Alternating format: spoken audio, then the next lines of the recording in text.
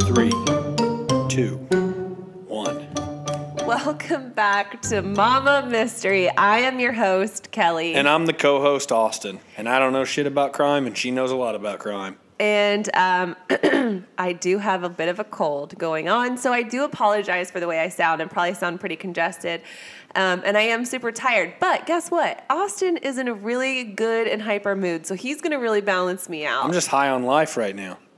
And today we're going to offer you another exciting, entertaining case about crime and killers. That's what we do. Mama Mystery with the murder history. That's right. So It needs to be a sticker. Yeah, I think you're right. You always say that. Oh, how do you get stickers? We'll tell you. You become a Patreon. Early access to cool shit, stickers, and more. Yep. Stickers will be going out probably this week. I kind of wanted to wait until we had more Patreons because as they come in, I want to get everyone's out at the same time. So anyway, you can be expecting those in the mail very soon. So today's episode, Austin, is about the killer hiccup girl. You ever heard of her? That was made up. It's not made up. The killer hiccup girl. Yeah. Quit doing that. The killer hiccup girl? Yeah, she was known as the hiccup girl. Yes. Okay.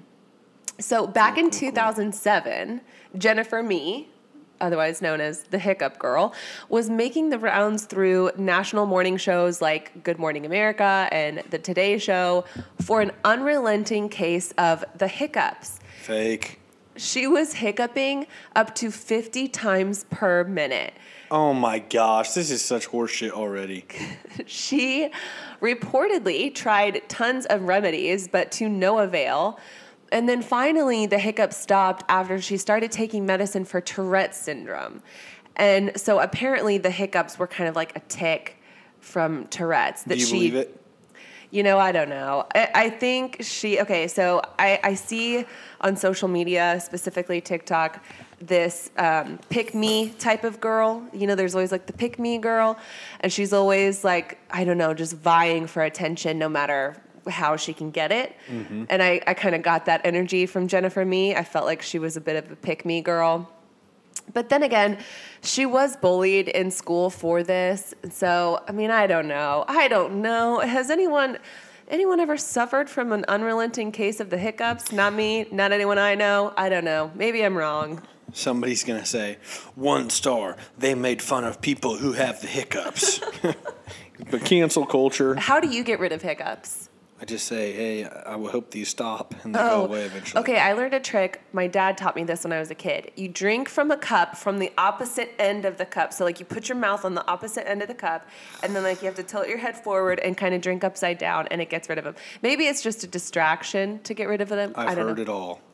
I don't know. But she says she tried syrup and sugar and all these things, and just it never worked. And she would literally just talk. Every other word she'd hiccup. It was really bizarre. But anyway. I wouldn't want to hang out with her. No, I probably wouldn't either. But just 3 years later, she was back in the headlines. But this time, she was no longer this little media darling with a bad case of the hiccups. This time, she was being accused of murder. You know what? I'm going to be honest with you. Okay. I'm glad that she wasn't the one that got murdered, because then I'd have to feel bad about what I said. And now I don't. So you're just glad she is the murderer in this No, scenario? I mean, I'm not trying to... Don't paint me to be the bad guy. All right, let's get started. Okay. So Jennifer Mee was born on July 28th of 1991 in St. Petersburg, Florida. I swear the craziest shit always happens in Florida. Does it not? That's because everybody's down there just waiting. What is it, Heaven's waiting room? That's God's waiting room.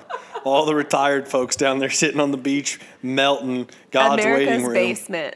What? America's basement. America's basement. They're just all chilling. Don't come for me. I love Florida. My mom was born and raised in Florida. I love Florida. Okay, but shout out to Florida. You can't deny that there's some crazy God's people waiting in room. Florida. So anyway, she was the oldest of 5 sisters, and at an early age, her parents split up, which she did not take very well, and this reportedly caused some abandonment issues later on in her life, as sometimes these things will do. So with the separation, her mom had to work tirelessly to support the family so she didn't have like a lot of parental supervision growing up. I've heard mixed reports, actually. I've heard that, her mom wasn't around because she was working a lot. And then I've heard that their family was like so tight knit and they always spent time together and everyone knew what was going on in each other's lives. So, I mean, maybe there's a little truth to both. But anyway, her family still had a strong set of core values. So she rarely got in trouble as a kid. And she did fairly well in school. I mean, she wasn't like a straight A student, but she wasn't failing either. And she had the hiccups then, too? Yeah, she had the hiccups back in 2007. So right, but what about before that? No, she didn't get the hiccups until 2007. It just randomly started one day. Got it. And lasted for like 3 or 4 weeks. Maybe it was 5 weeks before they finally... I'll get there, okay? Just pause. So anyway... Growing up, Jennifer admits that she was raped and molested at a young age. And like many victims of sexual assault or abuse, she did not tell anyone, and she suffered through that alone. And as she got older, she started seeking male attention that she wasn't getting from a decent father figure at home. And she was doing this through destructive ways, like getting involved with the wrong kinds of people, hooking up with drug dealers, and using sex to pay for her habit. Like, it was a bad road she was going down.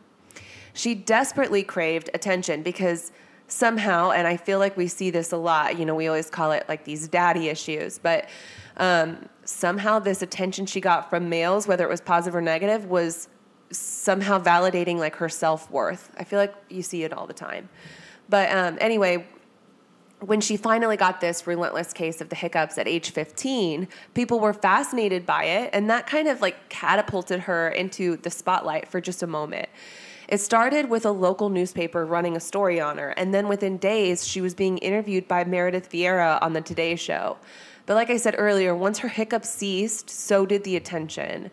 And they finally figured out, like I said, that her hiccups were caused by an involuntary tic of Tourette's syndrome. So once she got on medication for that, the hiccups went away. And she tried returning to her normal life, but kids at school were really starting to make fun of her. And I think a lot of people did assume that she faked the whole hiccup thing for attention. I mean, she tried to get attention in a lot of ways. So, I mean, who could put it past her? But whether or not that's true, I don't know. With this, she fell back into the same destructive tendencies of doing drugs, running with a bad crowd, and they were dealing drugs, committing crimes like theft. All in all, they were just not the type of people you would want to bring home to your parents. Like, these were the people she was running with. So her antics and her big ego from her 15 minutes of fame started causing problems at home. So Jennifer started running away. And in March of 2009, she dropped out of high school, literally like right before she was due to graduate, and moved out of the house. She stayed on various friends' couches and moved between shelters. And without a job or a completed education, she just fed herself by stealing from gas stations and running around on the streets. And it was on these streets that she met and started dating an aspiring rapper named Lamont Newton. So Lamont Newton was 22 years old. He grew up in a really unfortunate situation. His story is heartbreaking. I mean, both of these stories are heartbreaking, so don't get me wrong. But his dad left when he was really little, and his mom died when he and his siblings, he was only 16. So they never had much growing up. So he was very familiar with living life on the streets. And after his mom passed, he and his brothers became homeless. So they slept in cars or on benches at bus stops. But through all those hardships, he stayed in school, and it wasn't until a teacher noticed his struggles that he was offered some financial help. So one of his teachers actually hooked him and his brothers up with a hotel room and some money for food and some clean clothes. And by the grace of God and this teacher, he was able to graduate from high school. But after graduating, he, kind of was on his own, and he stuck to hustling rather than finding like a real job.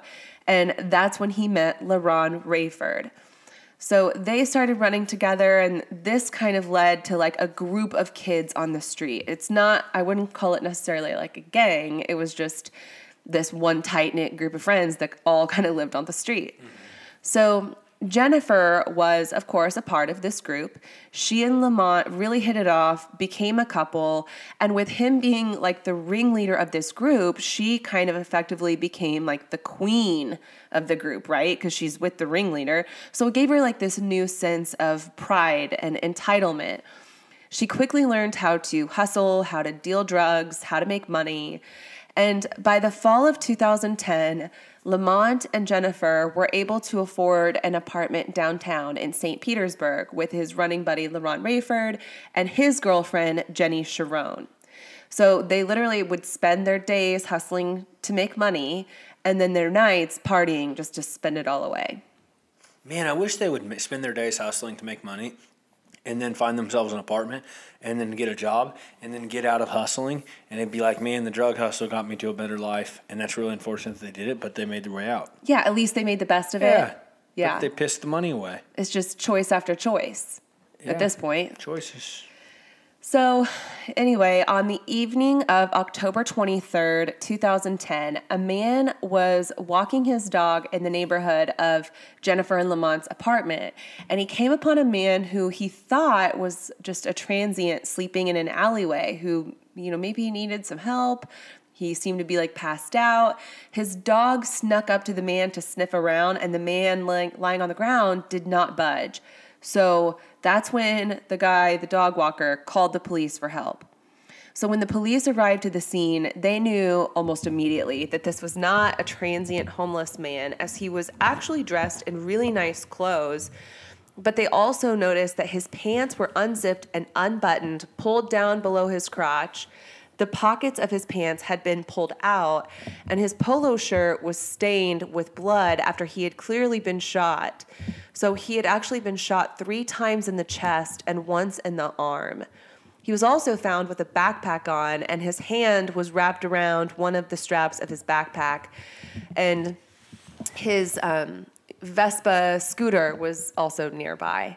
So this appeared to be a robbery, or since it was in a remote alleyway, maybe it was a drug deal gone wrong. And nearby, police found a pair of goggles that you might wear on like a motorcycle, and then his abandoned moped. So they ran the plates on the moped, and it came back to a man named Shannon Griffin. I keep wanting to pronounce it correctly, and I want to say Shannon, like the Chris Watts case. Anyway, Shannon Griffin.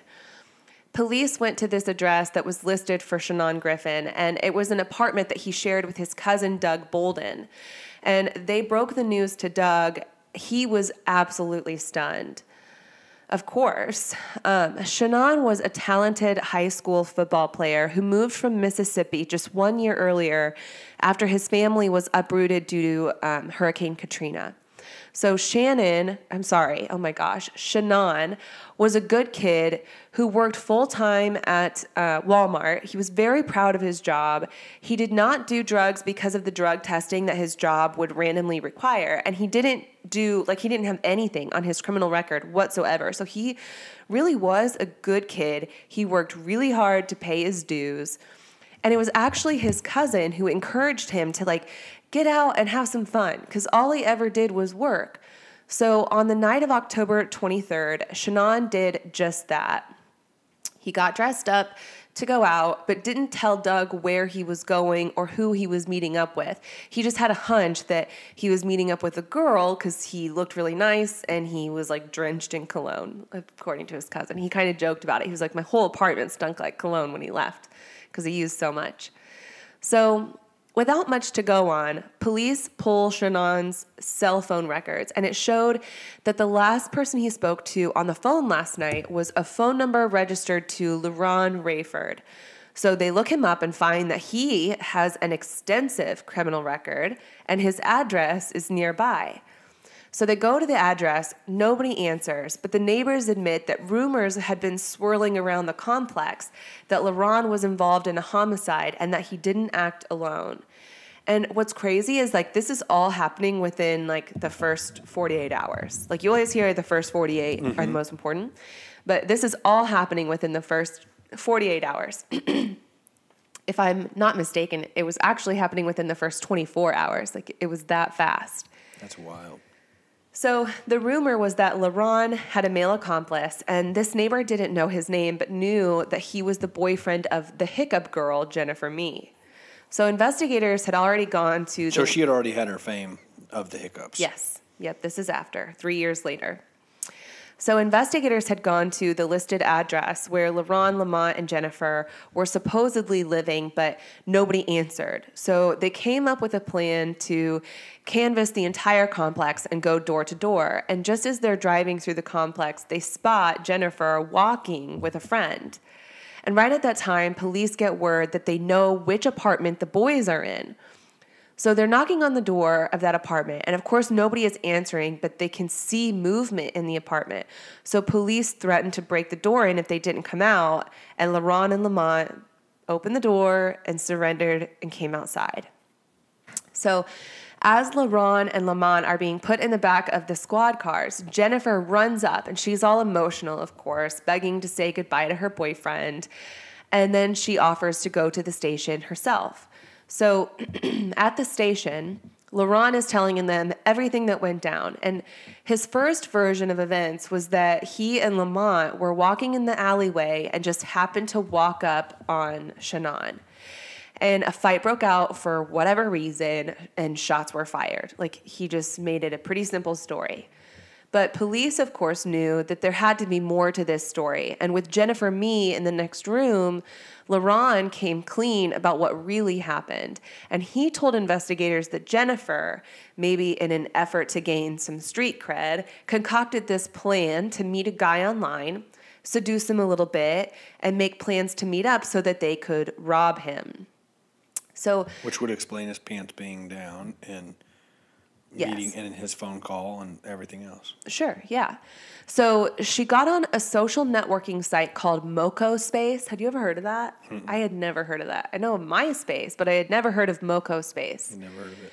So anyway, she was on this website and introduced herself to Shannon as the hiccup girl, who gained notoriety and fame just a few years ago. And they flirted back and forth and exchanged messages for a few days. But in an effort to ensure that he showed up with some money, she offered to sell him some weed. However, it's believed that he never intended to buy weed since he didn't smoke. He really just wanted to meet up with Jennifer. So he was like, yeah, sure, that's fine. Like, whatever it takes, let me just meet you. So they make plans to meet up near this vacant house nearby. And once Shannon gets there, Jennifer says that she wants to go to a place a little more private. So she leads him back into the alleyway, and little did he know Lamont and LaRon were waiting right around the corner. So according to LaRon, they both attacked Shannon, but he fought back. And once Lamont saw LaRon getting beat by Shannon, that's when Lamont pulled out the gun. So Shannon fought Lamont for the gun. And in the midst of this scuffle, LaRon just dips out and runs off. But then he hears gunshots go off, like as he is running away. And he told investigators he wasn't sure who shot the gun, if it was Lamont or Shannon. But then, of course, Lamont meets up with him and tells him that he had to shoot Shannon. So in the room next door, investigators confront Jennifer with LaRon's version of events, to which she admits is true, except she tells investigators that it wasn't her idea or plan. It was Lamont and LaRon's. She said that once she saw a gun during the fight, she took off. And then, of course, Lamont also claimed that LaRon's version of events were true, or were true except for the fact that he was not the one who shot Shannon. He did, however, confirm that Jennifer Mee was, in fact, the mastermind who set it all up. So even though their stories differ a little bit, each one proves that they were all three involved in this crime, right?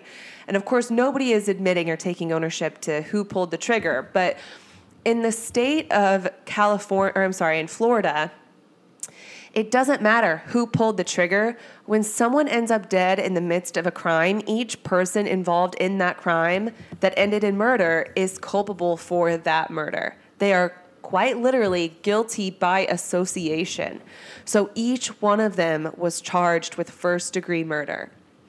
So prior to the trial, LaRon was offered a plea deal of 40 years in exchange for a guilty plea, but he rejected that deal and chose to take his chances in court, which proved to be a huge mistake because DNA evidence from the gun used showed that LaRon, and only LaRon's DNA, was found on the trigger or even the gun itself.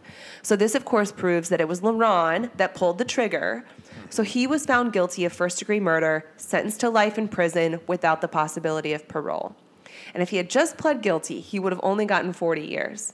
But now he's got to spend the rest of his life. And it means no parole. Like, you're done. No chance. It's a death sentence, essentially. Lamont's attorney tried their best to prove that Lamont had no intent to kill Shannon and that he was just in the wrong place at the wrong time. But because of his presence at the scene, the jury found him guilty of first-degree murder, and he was also sentenced to life in prison without the chance of parole. And then Jennifer Mee offered to plead guilty in exchange for 15 years, but this was not accepted. She ended up having to go to trial, and during the trial, the prosecution played this phone call between Jennifer and her mom, so I'm going to try to play it for you. Mee made breaking the news to her mom. I got charged for murder to first degree. Charged for murder to first degree? Yes, sir. Who did you kill? I didn't do nothing. I was just there at the wrong time, at the wrong place. Not near. Okay, so I know that's like crappy audio. It's literally all I could get. But during the call, you can hear, I'm pretty sure it's her mother, her brother asking why she's in jail. She says murder in the first degree. And he says, who do you kill? And she's like, I didn't kill nobody. And then later on in the phone call, her mom gets on the phone. And during that call, you can hear her mom ask her why she's in jail. She says she's in there for first-degree murder. Mom asks, who'd you kill? And Jennifer says, I didn't kill nobody. I just set it all up. It all went wrong. It just went downhill after everything happened, end quote. That is what she told her mom. So the prosecution was able to prove that she was the one who set this whole thing up, and her defense claimed that she was schizophrenic and on a lot of medications at the time. But after a psychological evaluation, she was deemed competent to stand trial, even though her intelligence was at the low end of normal, which I kind of thought was funny. I mean, it's not funny, but it's just like, oh, girl, oh, no. I mean, I feel like, we kind of knew that all along. But anyway, she was ultimately found guilty of first-degree murder, and she was also sentenced to life in prison without the possibility of parole. And her attorney has since motioned for a new trial, but all of her appeals have been denied.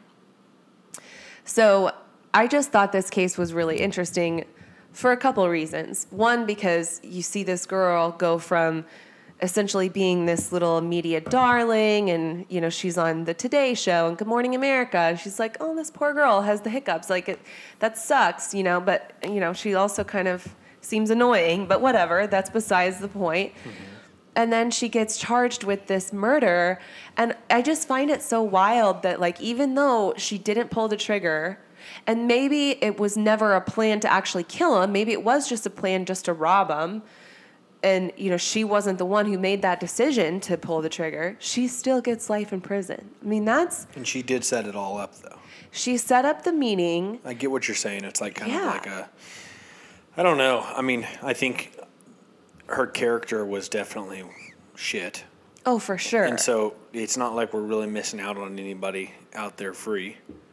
Right. And I mean, I'm sure her family would disagree. And I think, some people are rehabable. I don't know if I'm saying the right word there, but, I think some people can turn it around. But would she have been capable of that? I don't know. And now we'll never know because she made such a poor choice. And, I don't know. I feel kind of like it's similar to okay, if you're riding in a vehicle and you choose to race the car next to you, right? And if the person in the back seat, let's say Jennifer's in the back seat, she's like, let's race that car. Yeah, let's do it. So the driver which would have been LaRon, presses on the gas and then at the last minute kind of loses control over the situation and hits the car that they're racing, and the people in that other car die. Should Jennifer be the one that's responsible for that? I mean, that's how I'm kind of trying to make an analogy in my head. Right. No, and I think it's a tough analogy to make regardless. Okay, let's say there's a driver in the car, LaRon, and Jennifer's in the back seat and goes race, and then they stomp the gas, and then they get pulled over. Should Jennifer get in trouble because she's the one that provoked the race? See, and I don't think so, because I think it's whoever put their foot on the gas. But then again, it's such a hard comparison to draw because you're talking about an actual person's life.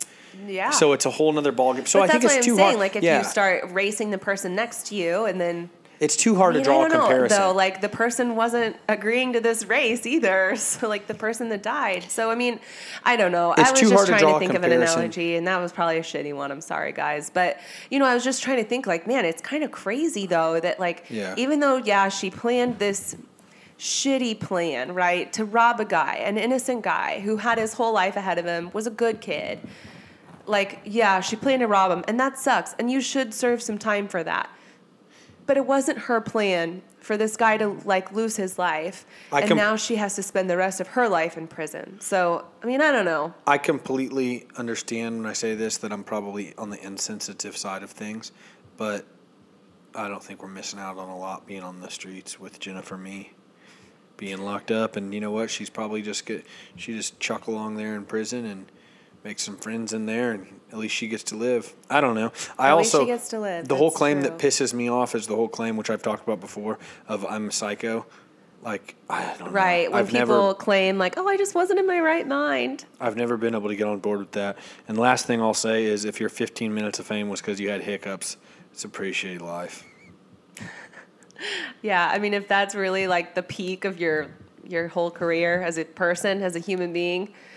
Yikes. Since we're talking about drag racing, one time when I was 16, I was in a Lincoln Navigator.